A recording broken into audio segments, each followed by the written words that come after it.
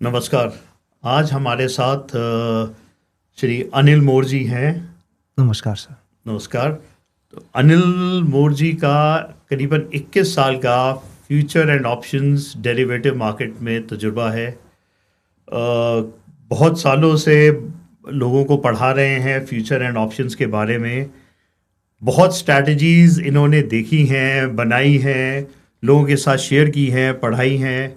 और इनका जो इन्होंने मेरे से शेयर किया था, ये चाहते हैं कि एक ट्रेडर की ज़िंदगी को कैसे आसान और सिंपल बनाया जाए। तो Anil ji, welcome to the studio. बहुत बढ़िया सर, थैंक यू, धन्यवाद। तो अनिल जी, मेरा सबसे पहला सवाल आपसे ये है कि लोग फ्यूचर एंड ऑप्शन मार्केट से इतना डरते क्यों हैं? अमन जी नमस्कार। और इसका बहुत ही सिंपल भाषा में मैं जवाब दूं तो मेरा जवाब इतना है कि लोग फ्यूचर एंड ऑप्शन से ना डरते नहीं हैं, लोग इसको आकर्षण का केंद्र मानते हैं। लोगों को ये लगता है कि फ्यूचर एंड ऑप्शन ट्रेडिंग से वो बहुत स्पीड से पैसा बना सकते हैं, मल्टीपल पैसा बना सकते हैं।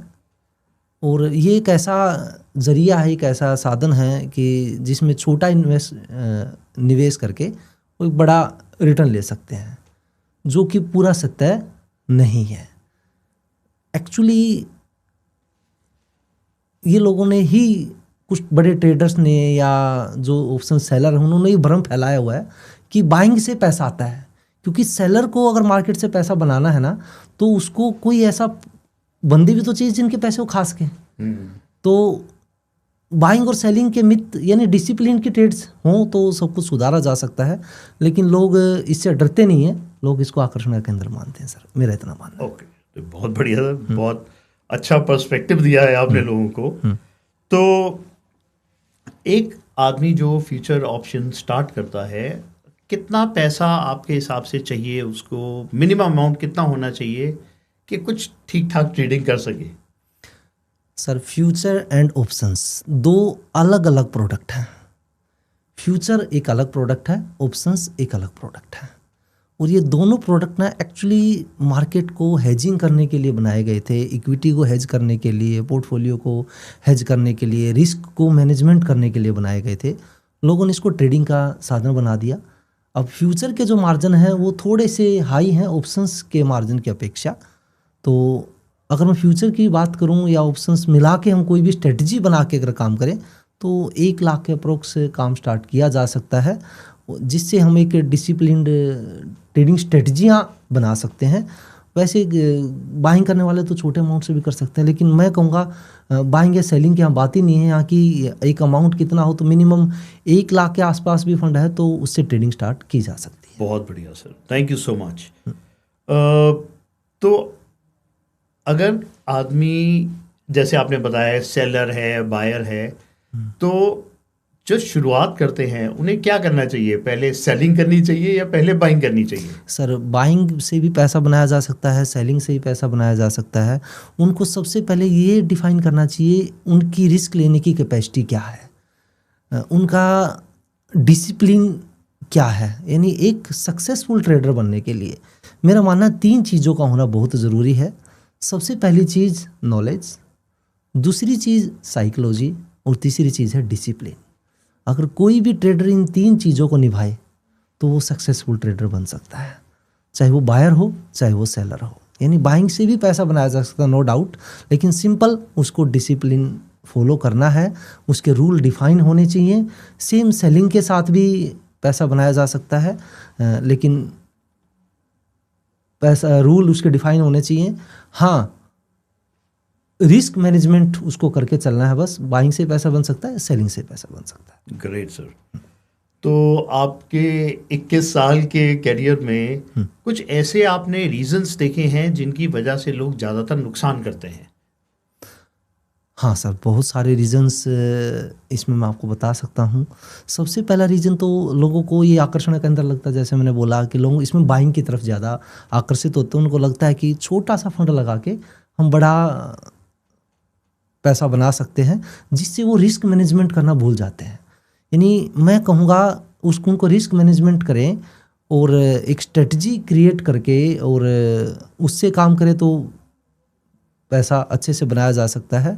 दूसरा, ऑटोमेट ट्रेड नहीं कर पाते लोग, साइकोलॉजी उनकी बिगड़ जाती है, ओवरनाइट रिस्क को हैंडल नहीं कर पाते, डिसिप्लिन सिर्फ किताबों तक सीमित रह गया है, लोगों के माइंड में सेट नहीं हो पाता। इन सब चीज़ों को अगर ऑटोमेट करके ट्रेड किया जाए तो एक सक्सेसफुल ट्रेडर बना जा सकता है। ये कमियां हैं जो एक ट्रेडर ना करे तो वो कामयाब हो सकता है।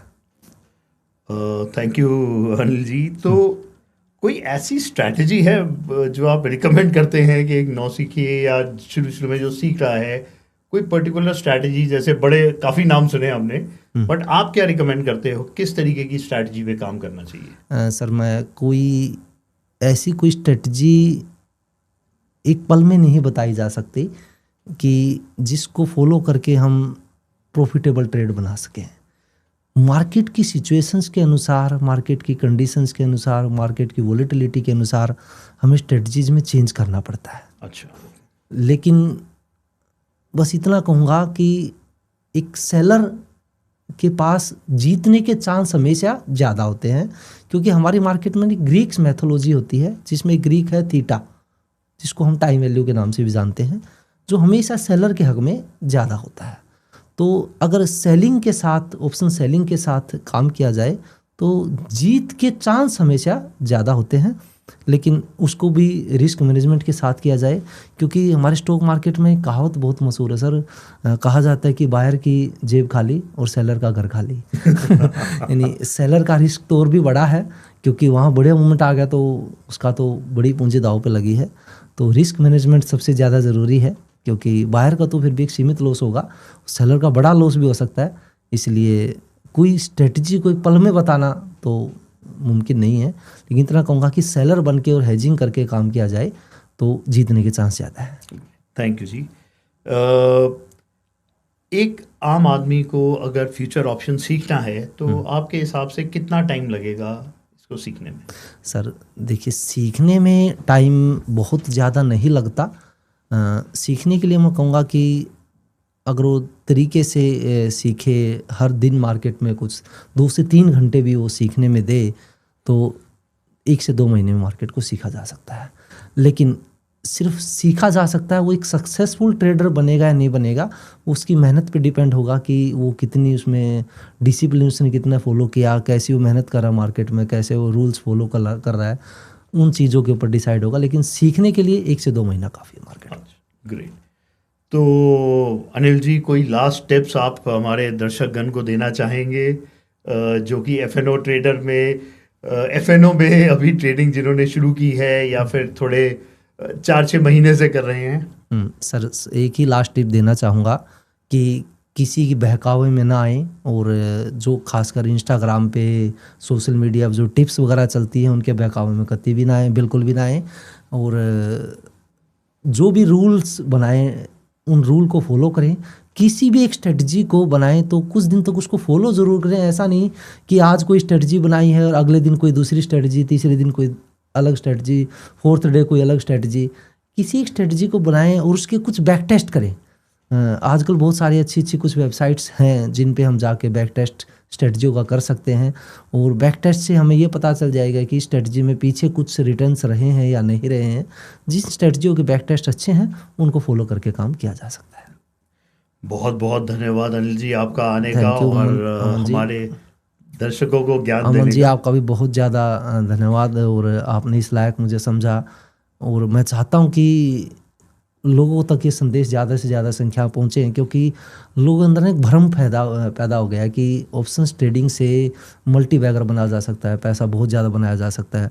मैं कहूँगा किसी भी ट्रेडिंग से मल्टी बैगर नहीं बना जा सकता। मैं इसी को बस एक माध्यम, छोटी सी एक बात और रखना चाहूँगा आपके पास कि कोई भी बंदा एफ&ओ बिजनेस को भी एक नॉर्मल बिजनेस की तरह ट्रीट करे।